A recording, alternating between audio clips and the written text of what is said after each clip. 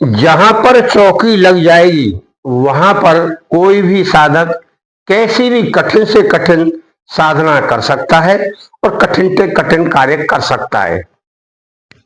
मित्रों, हमेशा बंधन किया जाता है उस जगह का।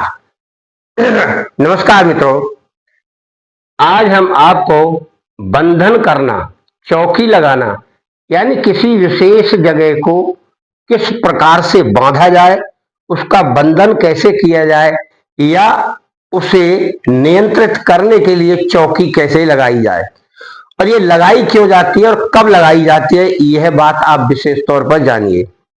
जब कोई साधक बहुत ही खतरनाक साधना करता हो, यानी जिसमें कोई ऊपरी ताकत का प्रभाव आने का डर हो, उत्पात मचाने का डर हो, या ऐसा लगता हो कि यहाँ कोई और भी ताकत आकर मेरा विघ्न करेगी और मेरे मंत्र को सिद्ध नहीं करने देगी, या मैं जो कार्य कर रहा हूं उसमें विघ्न पैदा करेगी, तब उन कार्यों के लिए या उन साधनाओं के लिए, ये तो साधना है और ऐसे कुछ कार्य भी हैं, जैसे आप जमीन का कोई कार्य कर रहे हैं, धन संपदा का, या किसी ऐसे कार्य को कर रहे हैं जो कार्य करना बहुत महत्वपूर्ण है, नितांत जंगल है, तो वहां पर इस बंधन को, इस चौकी को लगाया जाता है।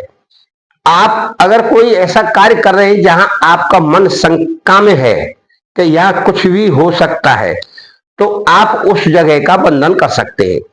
और बंधन करने के लिए उर्द, तिल, काले तिल और या सरसों ऐसी वस्तुओं का प्रयोग किया जाता है। कभी कभी अपने चाकू से भी रेखा खींच दी जाती है। ऐसी क्रियाएं तब की जाती हैं जब हम सुरक्षित महसूस करें और यह मंत्र हमारा सुरक्षित पूर्ण हो जाए या हमारा यह कार्य पूर्ण हो जाए, तब ये क्रियाएं की जाती हैं चौकी की और बंधन की। तो मित्रों, आप भी अगर कोई कार्य करते हैं, किसी गुरु के निर्देशन में ऐसा कार्य करते हैं कि जैसे डरावना या खतरनाक, तो आप इस चौकी को, इस बंधन को अपने गुरु की आज्ञा से पूछकर लगा सकते हैं।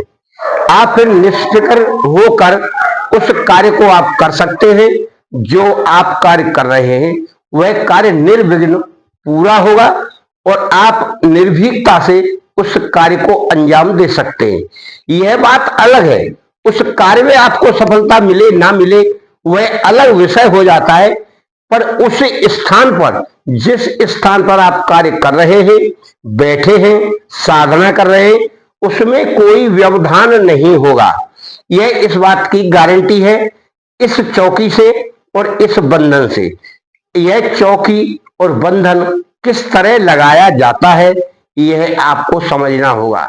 मित्रों, कोई भी बंधन लगाने के लिए उस वस्तु को, यानी उर्द को, तिल को, सरसों को अपने हाथ में लेना है और अपने हाथ में लेकर, वैसे राई सबसे उत्तम रहती है क्योंकि एक तो बारीक रहती है और फिर उसको फैलाने में भी आसानी रहती है।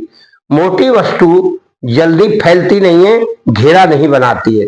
तो आप राई ले ले, राई हाथ में लेकर उस मंत्र से 21 बार अभिमंत्रित करें, फूके, और फिर इस तरह घूमकर उसे चारों ओर डालें। जितने एरिया में बंधन लगाना हो इस तरह घूमना है आपको।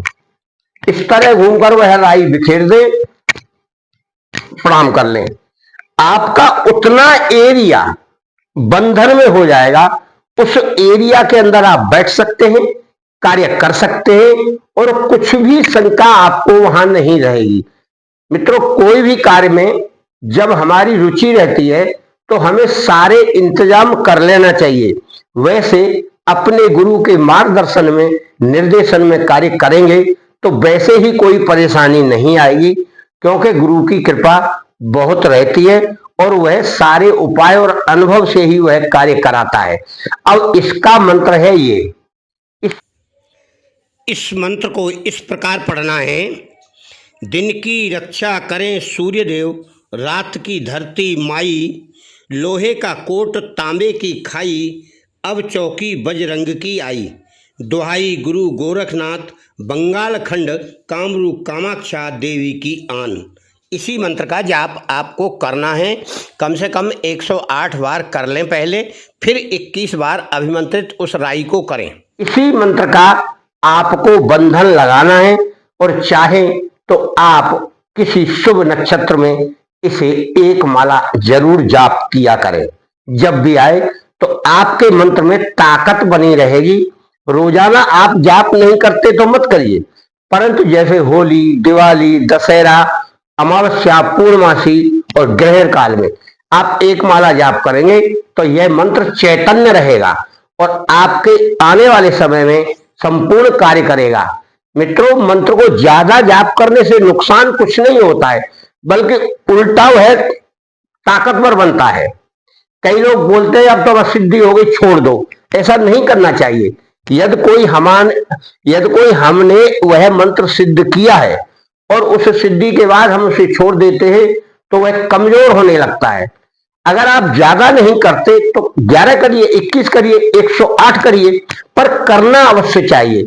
मित्रों, आपका और आपके घर परिवार का मंगल हो, चौकी लगाना हो तो यह मंत्र विशेषकर कार्य में आता है। आप इसे लगाकर कार्य कर सकते हैं। धन्यवाद।